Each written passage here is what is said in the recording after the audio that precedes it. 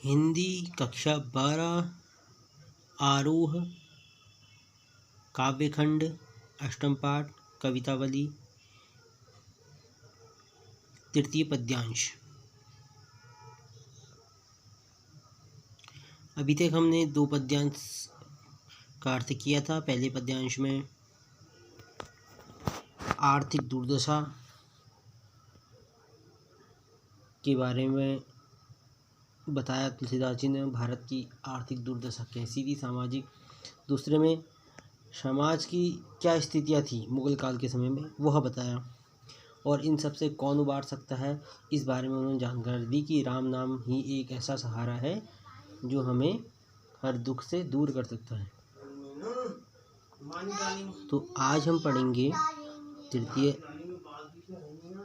पद्यांश, जिसमें तुलसीदास जी ने अपने बारे में महत्वपूर्ण जानकारी दी है। वो कहना चाहते हैं कि उन्हें इस संसार में किसी चीज़ का कोई लोभ नहीं है।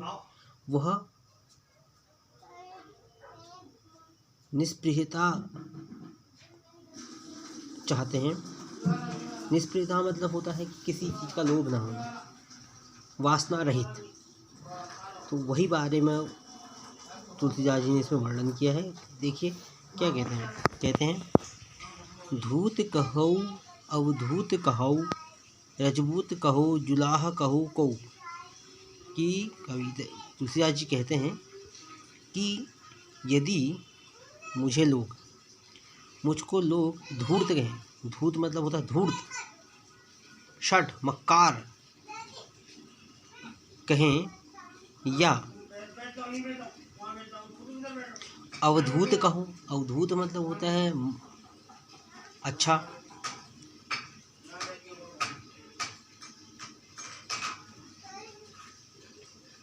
दूसरों का भला करने वाला। अवधूत मतलब एक तरह से मान लीजिए अवधूत का अर्थ हुआ भगवान का दूत या उनका भेजा हुआ कोई सेवक या परमहंस टाइप के। अवधूत कहो कहते हैं, या लोग चाहे मुझे धूर्त कहें या अवधूत कहें, कोई मुझे क्षत्रिय कहे, रजपूत मतलब क्षत्रिय कहो, कोई मुझे जुलाहा कहे, जुलाहा मतलब जो कपड़ों का कार्य करता हो, कपड़े बुनने का जो कार्य करते हैं वो जुलाहा होते हैं, या कोई मुझे जुलाहा कहो, मुझे कोई फ़र्क नहीं पड़ता।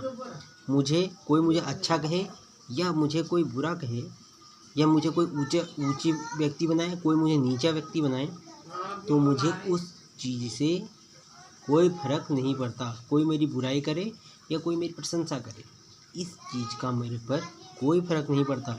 काहू को बेटी सो बेटा ना ब्याह। कहते हैं मेरा कोई पुत्र नहीं है जिसका विवाह, कहते हैं मेरा कोई पुत्र नहीं है जिसका विवाह मैं किसी की बेटी से करूं। काहू की जाति बिगाड़ न सोऊं। कहते हैं मेरा कोई ऐसा पुत्र नहीं है जिसका मैं विवाह किसी की बेटी से करूं और उसकी जाति को बिगाड़ दूं, उसकी जाति में कलंक लगा दूं। ऐसा मेरा कोई पुत्र भी नहीं है। तो कहते हैं तुलसी सरनाम गुलाम। तुलसी कहते हैं मैं तो राम का तुलसी सरनाम गुलाम है राम को।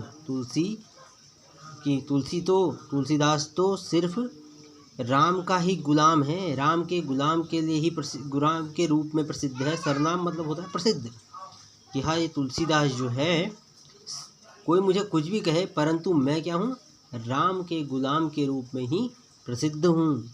जाके रुचि सो कहे कछु औ। जिसको जो रुचि लगे, जाको मतलब जिसको, रुचि मतलब रुचि हो, सो कहे जिसको जो रुचि, जिसको जो अच्छा लगता हो वह मुझसे कहे।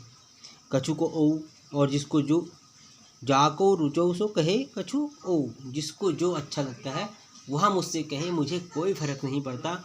मैं तो एक राम नाम के भक्त के रूप में जगत में प्रसिद्ध हूँ। राम के गुलाम के रूप में, सेवक के रूप में इस संसार में प्रसिद्ध हूँ।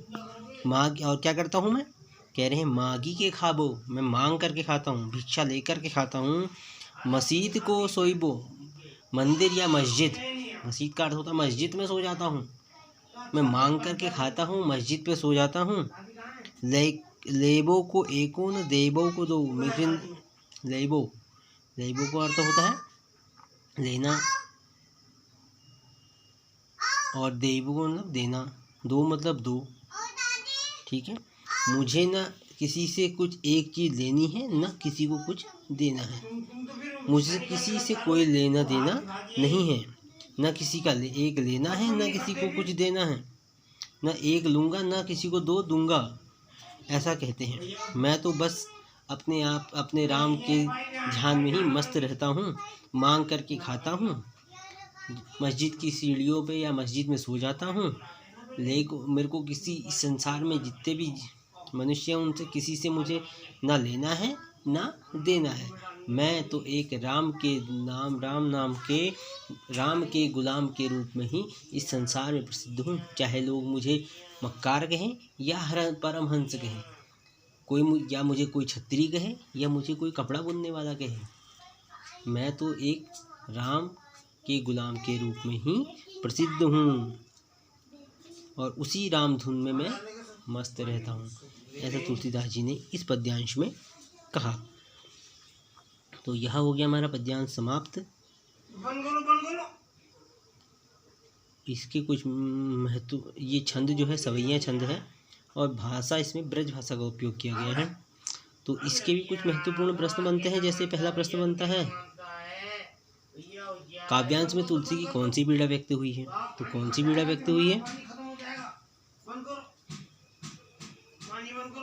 तुलसी उसको जब जाति पूछते हैं तो उन्हें बहुत कष्ट होता है, तो यही उनकी एक पीड़ा है। और दूसरा प्रश्न बनता है, तुलसी का शोक किस काव्य पंक्ति में विशेष रूप से व्यक्त हुआ है? तो कौन सी काव्य पंक्ति में व्यक्त हुआ है?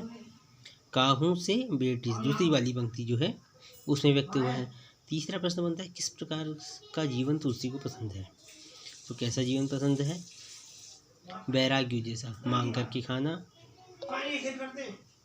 कल के लिए कुछ न सोचना, कहीं पे भी सो जाना और अपने आप में मस्त रहना। और लास्ट एक प्रश्न और है, जाको रुचई सो कहे कछु के में तुलसीदास का किस भावना का परिचय मिलता है? तो जाको रुचई सो कहे कछु में तुलसी की संसार से विरक्ति की भावना का वर्णन मिलता है या इसमें भावना प्रकट होती है इस पद्यांश से। तो यह हो गया आपका कवितावली का तृतीय पद्यांश समाप्त। अब इसके बाद चलेगा लक्ष्मण मूर्छा और राम विलाप, जो रामचरितमानस से लिया गया है। आज के लिए इतना ही, धन्यवाद।